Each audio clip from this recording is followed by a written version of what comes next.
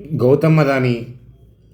గౌతమ్ అదానీ చూడండి friends, Adani bribe issue, ఇవన్నీ updates మనం చూసాము.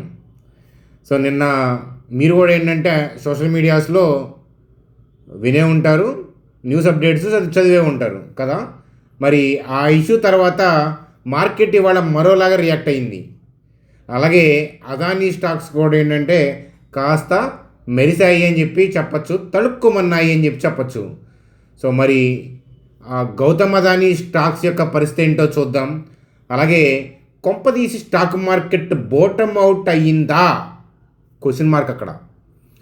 చూడండి సార్, ఎనాలిసిస్ నేను ఎడితిరిగి చెప్తాను నా వ్యూ అనేది, కానీ నా ఎనాలిసిస్తో సంబంధం లేకుండా మీ వ్యక్తిగతమైన వ్యూ ఏంటి? నిఫ్టీ బోటమ్ అవుట్ అయింది అనుకుంటున్నారా, షార్ట్ కవరింగ్ ర్యాలీ వచ్చింది అనుకుంటున్నారా? మీ వ్యూని ప్రజెంట్ చేయండి అనమాట. ఎందుకనంటే సో మీ వ్యూ ఇన్నర్ సెన్స్ అనేది ఏంటంటే మీ ఇండివిజువాలిటీ, దాన్ని కరప్ట్ చేయొద్దు. ముందు మీరేమనుకుంటున్నారో చూడండి, దాని తర్వాత ఏంటంటే ఎనాలిసిస్లు చూడండి అనమాట. చూడండి సార్, కొంపదీసి స్టాక్ మార్కెట్ బోటమ్ అవుట్ అయ్యిందా లేదా అనేది నేను ఈ వీడియోలో చెప్తాను. మీరు ఏంటంటే కామెంట్ చేయండి మీరేమనుకుంటున్నారో. అలాగే లారస్ ల్యాబ్ తెగ ర్యాలీ అవుతుంది, ఈరోజు 5% పైగా ర్యాలీ అయింది. లారస్ ల్యాబ్ యొక్క కీ లెవెల్స్ గురించి డిస్కస్ చేద్దాం. అలాగే హ్యాపీయెస్ట్ మైండ్స్ మన స్టడీ లెవెల్స్ దగ్గరకు వచ్చింది, సో దాని గురించి స్టడీ చేద్దాం. ఇన్ఫో ఎడ్జ్కి సంబంధించిన పాజిటివ్ న్యూస్ అప్డేట్ ఉంది, సో ఆ విషయాల గురించి చూస్తూ so Adani ports, Adani green, Adani ENT ఇత్యాది విషయాలు డిస్కస్ చేస్తూ నిఫ్టీ బ్యాంక్ నిఫ్టీ యొక్క కథాగమనంతో వీడియోని సింపుల్గా ఎండ్ చేద్దాం. చూడండి మనసు, వీడియోలోకి వెళ్ళే ముందు సో మన ఛానల్ వీడియోని లైక్ చేయడం అనేది మన జన్మ హక్కు, కాబట్టి వీడియోని లైక్ చేద్దాం. చూడండి మనసు, కొత్తగా వాచ్ చేస్తున్న వాళ్ళని నేను మన ఛానల్ని సబ్స్క్రైబ్ చేయమని నేను చెప్పను. మన ఛానల్ సబ్స్క్రైబ్ చేయకుండా చూడాలంటే దమ్ము ఉండాలి, గట్స్ ఉండాలి. ఎప్పటికైనా ఎత్తుక్కొని సబ్స్క్రైబ్ చేస్తారు, అలాంటి టైం వస్తుందన్నమాట వదిలేసి వెళ్తే. చూడండి ఫ్రెండ్స్, గౌతమ్ అదానీ ఇష్యూ ఏంటి అనేది చూద్దాం. సో ముందుగా ఏంటంటే నిఫ్టీ యొక్క చార్ట్ చూస్తున్నాము స్క్రీన్ మీద. నిఫ్టీ యొక్క చార్ట్ చూడండి సార్, ఓవరాల్గా డౌన్ ట్రెండ్ నడుస్తూ ఉంది. అయితే ఏంటంటే సో ఇవాళ ఏంటంటే మంచి ఫుల్ గ్రీన్ క్యాండిల్ పడింది. సో ట్రంప్ గారు గెలిచినప్పుడు, అంటే గెలుస్తున్నప్పుడు, ఆ ప్రెడిక్షన్ నడుస్తున్నప్పుడు వచ్చిన ర్యాలీ తర్వాత మళ్ళీ అంతలా ఫుల్ గ్రీన్ క్యాండిల్ పడేలాగా ఉంది. సో నేను వీడియో చేస్తున్నప్పుడు 130 అయింది. సో కాబట్టి ఏంటంటే సో మార్కెట్ ఇక్కడ 23,718లో ఉంది. సో మీరేమనుకుంటున్నారో కామెంట్ సెక్షన్లో కామెంట్ చేశారు కదా, నా వ్యూ చెప్తున్నాను. సో ఇలా షార్ట్ కవరింగ్ వచ్చిందే అని నేను అనుకుంటున్నాను, అది బాటమ్ అవుట్ కాదు. అర్థమవుతుందా? బాటమ్ అవుట్ అయితే ఏంటంటే సో హెవీ వోల్టాలిటీ ఉంటుంది డేలో. క్యాండిల్ ఇట్లా అంటే ఓవరాల్గా గ్రీన్ పడ్డా కూడా సో తచ్చాడుతుంది, తెగ తచ్చాడుతుంది అనమాట. సో ఆ కదలిక వేరే ఉంటుంది. అట్లాగే ఏంటంటే సో మళ్ళీ ఏంటంటే కమింగ్ డేస్లో కూడా మార్కెట్లో వోల్టాలిటీ హెవీ ఉంటాయి అనమాట. అంటే ఇవాళ వీకెండ్ అయిపోయింది కాబట్టి మండే ట్యూస్డే అట్లా ఏంటంటే హెవీ అప్ డౌన్ అట్లా అవుతూ ఉంటాయి బాటమ్ అయ్యేటప్పుడు. కాబట్టి సో పోయింది అని అనుకోవడానికి అయితే కనుక నిఫ్టీ లేదు, ఏంటంటే మిస్ అయిపోయి ఎగబడి పైకి వెళ్తుంది అని నేనైతే అనుకోవట్లేదు. సో ఇంతకీ ఈ షార్ట్ కవరింగ్ ర్యాలీ ఎందుకు వచ్చింది అని అంటే ఎస్పెషల్లీ ఏంటంటే మనం అదానీ స్టాక్స్ చూస్తే కనుక చూడండి సార్, అదానీ పోర్ట్స్ మనం చూస్తే సో చూడండి నిన్న బ్యాడ్ న్యూస్ వచ్చింది. దాంతో సో మనం చెప్పాము చూడండి ఈ పర్టికులర్ లెవెల్ అని చెప్పాను కదా, ఆ లెవెల్లో షార్ట్ కవరింగ్ అనేది స్టార్ట్ అయింది, అంతకంటే ఏం లేదు. సో చూడండి ఇవాళ కూడా ఏంటంటే అది షార్ట్ కవరింగ్ ర్యాలీయే. మళ్ళీ హైయర్ లెవెల్లోకి వెళ్తుంటే నరుకుతున్నారు. సో మీకు ఈ రెడ్ క్యాండిల్ కనిపిస్తుంది కదా, రెడ్ క్యాండిల్ యొక్క హై దాటితే ఇక్కడ ఈ స్పేస్ ఉంది కదా, ఈ స్పేస్లోకి వెళ్తే మళ్ళీ నరుకుతారు. కాబట్టి ఏంటంటే ఎవ్రీడే కిందకి వెళ్ళడం కూడా సాధ్యం కాదు స్టాక్ మార్కెట్కి. ఎందుకంటే ఆల్రెడీ అదానీ ఈ బ్రైబ్ న్యూస్ ఓవరాల్గా గ్లోబల్గా నెగిటివ్ నడుస్తూ ఉంది, అందరికీ తెలుసు. ఇలాంటప్పుడు ఎవరు కూడా బై చేయడానికి ఏ రీటైల్ పీపుల్ ఇష్టపడరు. ఇనిషియేషన్ ప్లేయర్స్ సెల్ చేయాలి, రీటైల్ పీపుల్ సెల్ చేయాలి. అలా అంటే సాధ్యం ఎలా సాధ్యపడుతుంది? ఒకళ్ళు బై ఇంకొకళ్ళు సెల్ చేస్తేనే కదా.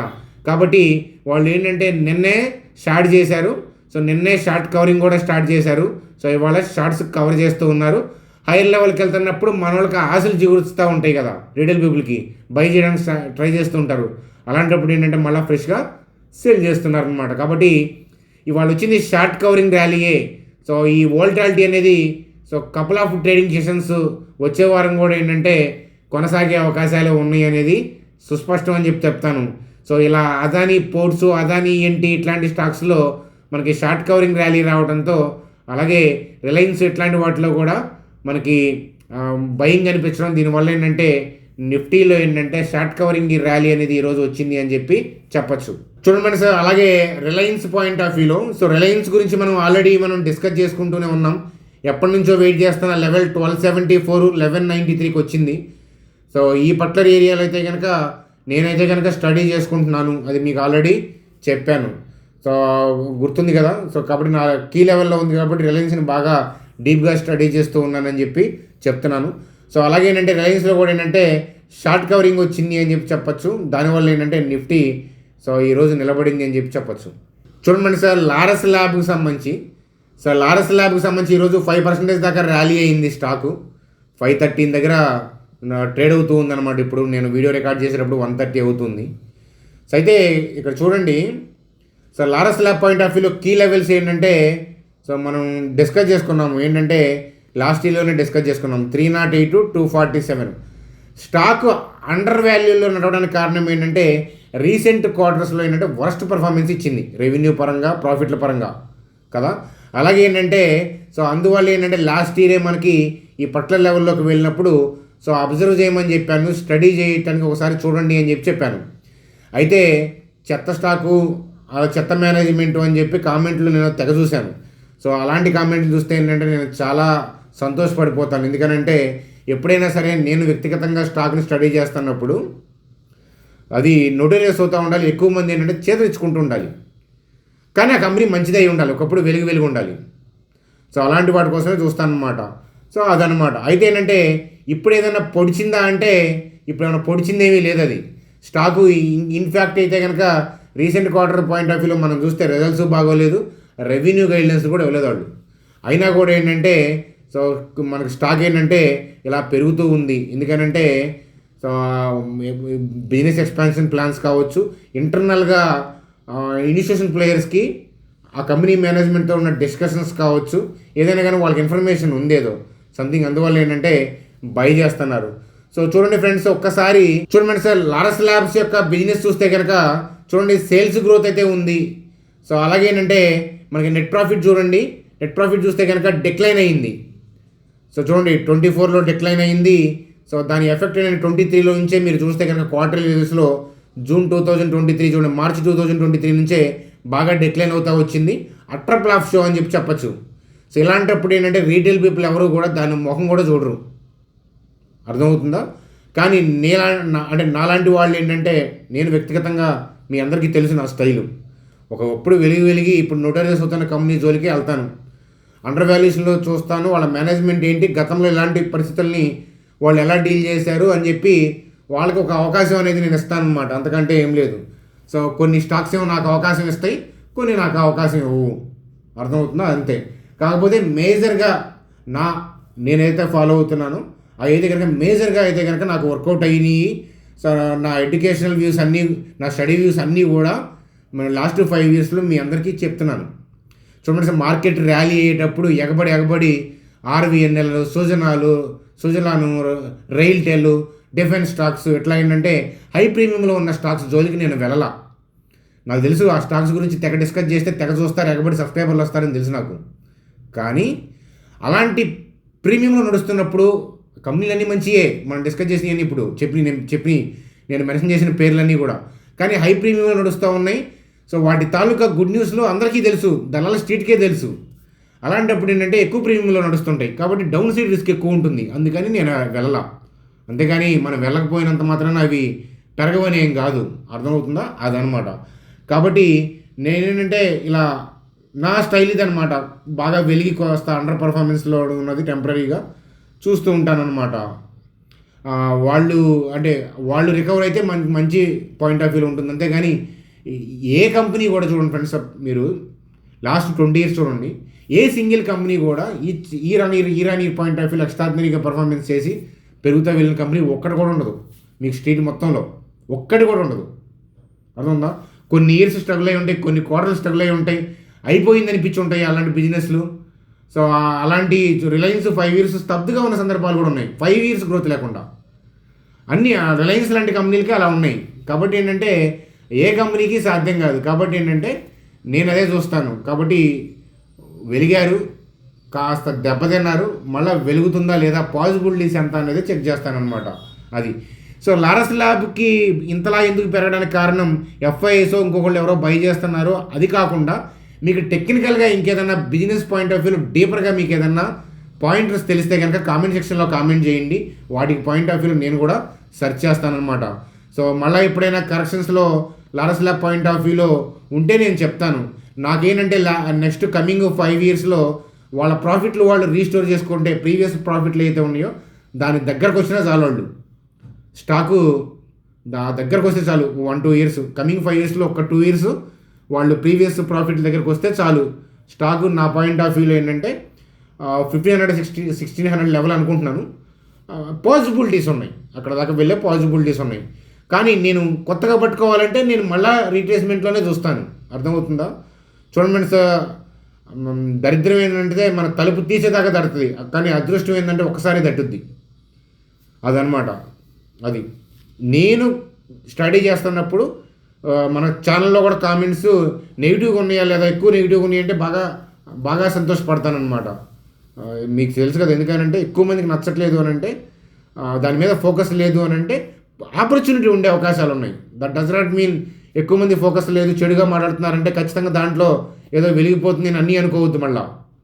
అర్థమవుతుందా? అది. సో ప్రతిదానికి మనం సెన్స్ అప్లై చేయాలి. చూడండి ఫ్రెండ్స్, అలాగే మీలో ఎవరికైనా డీమ్యాట్ అకౌంట్ లేకపోతే కనుక మీ ఫ్రెండ్స్కి ఫ్యామిలీ మెంబర్స్కి లేకపోతే కనుక రెఫర్ చేయండి. అలాగే ఎవరైతే అకౌంట్స్ క్రియేట్ చేస్తారో వాళ్ళ ఐడిని ఏంటంటే ఐడి క్రియేట్ చేసిన తర్వాత యాప్లో లాగిన్ అయిన తర్వాత ఐడిని మా టీం నెంబర్కి వాట్సాప్ చేయండి. చూడండి ఫ్రెండ్స్, మీకు బిజినెస్ పాయింట్ ఆఫ్ వ్యూలో యాప్ పాయింట్ ఆఫ్ వ్యూలో ఏదైనా తెలియకపోయినా అట్లాంటి గైడెన్స్ నేను సెషన్స్ ఏర్పాటు చేయిస్తాను. అలాగే ఏంటంటే అప్పుడప్పుడు నా వెబినార్లు ఉంటాయి, అవి అటెండ్ అవ్వచ్చు.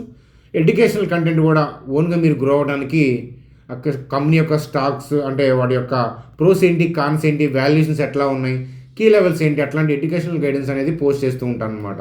బైసెల్ పాయింట్ ఆఫ్ వ్యూలో కాదు, జస్ట్ ఏంటంటే ఎడ్యుకేషనల్ ఓవర్ వ్యూ అనేది చెప్తూ ఉంటుంటే ఏంటంటే మీరు అబ్జర్వ్ చేస్తే ఓన్గా గ్రో అవుతూ ఉంటారనమాట. అది కదా. ఇవాళ కూడా కొన్ని ఎడ్యుకేషనల్ వ్యూస్ అనేది నేను చూడటం అనేది జరిగింది. చూడండి, అలాగే ఇన్ఫో ఎడ్జ్కి సంబంధించి 6% ర్యాలీ అయింది. ఎందుకంటే గోల్డ్ మ్యాన్ సాక్స్ వాళ్ళు ఎర్లియర్గా సెల్ అని చెప్పారు, ఇప్పుడేమో బై అని చెప్తున్నారు. సో టార్గెట్ ప్రైజ్ని పెంచారనమాట. ఎందుకని అంటే వీళ్ళ ఇన్వెస్ట్మెంట్స్ అయిన జొమాటో, అంటే వీళ్ళకి ఇన్వెస్ట్మెంట్స్ ఉంటాయి కదా, ఇన్ఫో ఎడ్జ్ అంటే తెలుసు కదా, నౌకరీ, జొమాటో, అలాగే ఏంటంటే 99 acres ఇట్లాంటి వాటిలో ఏంటంటే జీవన్ సాథి ఇట్లాంటి వాటిలో వాళ్ళకి ఇన్వెస్ట్మెంట్స్ ఉన్నాయి. ఇంతకుముందు ఉన్నాయి, ఇంతకుముందు అయ్యి ఉన్నప్పుడే ఇటు సెల్ అని చెప్పాడు. అర్థమవుతుందా? ఇప్పుడు అయ్యే ఉన్నప్పుడే ఇప్పుడు మళ్ళీ వాళ్ళు బై అని చెప్తున్నాడు. అదేమంటే జొమాటో గ్రోత్ అంటున్నాడు, అది అంటున్నాడు, ఇది అంటాడు. మళ్ళీ ఆడ జొమాటోలోకి పోతే వీడని బై ఇస్తాడంటే దాన్ని సెల్ అంటారు. సో చూడండి ఫ్రెండ్స్, భలే ఆపరేట్ చేస్తారు రేటింగ్ ఏజెన్సీస్, బ్రోకింగ్ కంపెనీలు, ఇన్స్టిట్యూషనల్ ఇన్వెస్టర్స్. మీరు ఆ బై సెల్ కాదు, వాళ్ళు చెప్తున్న పాయింటర్స్ చూడండి. పాయింటర్స్ చూస్తే ఎవరిని నమ్మాలి, ఎవరిని నమ్మకూడదు, ఎవరిని ఎప్పుడు నమ్మాలి, ఎవరిని ఎప్పుడు నమ్మకూడదు అనే విషయం స్లోగా అర్థమవుతుంది, ఒక్కసారిగా అర్థం కాదు. చూడండి ఫ్రెండ్స్, అలాగే హ్యాపీయెస్ట్ మైండ్స్. సో చాలాసార్లు చూసాము స్టాక్ యొక్క ప్రైస్ టు ఎర్నింగ్ స్టిల్ 50లో ఉంది. రీసెంట్ 3 yearsలో రెవెన్యూ పర్ఫార్మెన్స్ లేదు. అయితే ఏంటంటే గైడ్ లైన్స్లు బాగున్నాయి, అలాగే ఏంటంటే కంపెనీ గ్రోత్ ప్లాన్స్ బాగున్నాయి. గ్రోత్కి స్కోప్ ఉన్న కంపెనీ ఇది ఐటీలో. అలాగే ఏంటంటే కీ లెవెల్స్ ఎప్పటి నుంచో వెయిట్ చేస్తున్నాను, ఇప్పుడు కాదు అది. నేను ఈ హైలో ఉన్నప్పటి నుంచి 715, 564 లాస్ట్ 2-3 years నుంచి చూస్తున్న వాళ్ళకైతే మన ఛానల్ నేను 715, 564 ఎప్పుడో మార్క్ చేశాను అన్న విషయం తెలుసు. లాస్ట్ 3-4 years నుంచి ఎవరైతే మన ఛానల్ చూస్తున్నారో క్లోజ్గా అబ్జర్వ్ చేసి ఉంటే కనుక ఈ లెవెల్ ఎప్పటి నుంచో మార్క్ చేశాను. మేబీ నేను మార్క్ చేసినప్పుడు ఆ రోజు మీకు నచ్చి ఉండకపోవచ్చు. సో ఈ రోజు ఏంటంటే వచ్చింది కాబట్టి ఇప్పుడు నచ్చచ్చు అనమాట. అందుకనే నేనేంటంటే మన ఛానల్కి సబ్స్క్రైబర్ లేట్గా రావాలని కోరుకుంటాను. ఎందుకంటే మన ఛానల్కి వచ్చేటప్పటికే చాలా దెబ్బతింటారు చాలామంది. అసలు దెబ్బతింటే కానీ మన ఛానల్ గొప్పతనం అర్థం కాదు. అవును, చూడండి 715, 564 అనే పాయింట్ ఆఫ్ వ్యూలో కీ లెవెల్ అనమాట. ఈ లెవెల్ పాయింట్ ఆఫ్ వ్యూలో అబ్జర్వేషన్ చేస్తూ ఉన్నాను అనమాట. సో మీరు కూడా అబ్జర్వ్ చేస్తూ ఉండండి. చూడండి ఫ్రెండ్స్, అలాగే Adani green, Adani ports levels ఏంటి, మనం ఎడ్యుకేషన్గా అబ్జర్వ్ చేయాల్సిన లెవెల్స్ ఏంటి అనేది నిన్నటి వీడియోస్లో మనం డిస్కస్ చేసాము.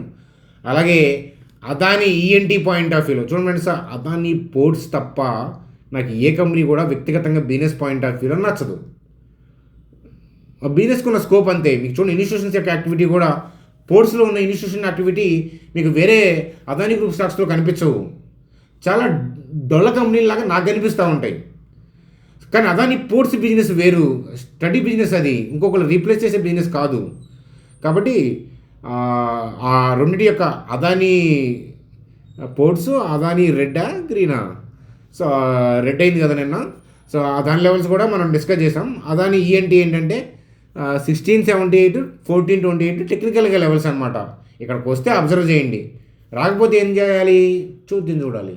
చూడండి ఫ్రెండ్స్, అలాగే బ్యాంక్ నిఫ్టీ పాయింట్ ఆఫ్ వ్యూలో చూడండి sir, bank Nifty point of వ్యూలో మనం ఏదైతే లెవెల్ లాస్ట్ అంటే నిన్న కాకుండా అంతకుముందు మనం డ్రా చేసిన లెవెల్ ఇది, ఒక 1 వీక్ నుంచి నడుస్తున్న లెవెల్ ఇది. ఈ లెవెల్ పడుతుంటే ఈ లెవెల్ దగ్గర ఆగుతుంది అనే పాయింట్ ఆఫ్ వ్యూలో, షార్ట్ కవరింగ్ వస్తుంది అనే పాయింట్ ఆఫ్ వ్యూ అనుకున్నాం. ఆ షార్ట్ కవరింగే కనిపిస్తుంది నాకు. ఇంకొంచెం ర్యాలీ అయినాక నరుకుతారా లేదా ఇమ్మీడియట్గా నరుకుతారా అనేది మండే ఆ చిత్రం చూడాలి మనం.